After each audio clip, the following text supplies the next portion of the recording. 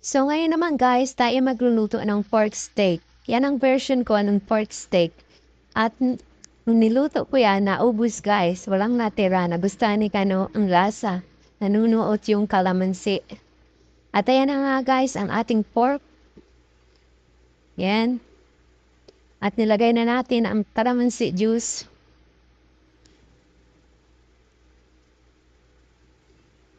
Pagkatapos maglalagay tayo ng pabrika. Maraming pabrika guys para malasa.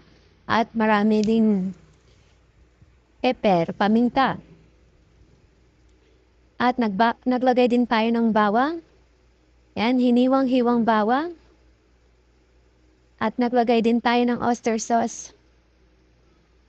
At soya, toyo.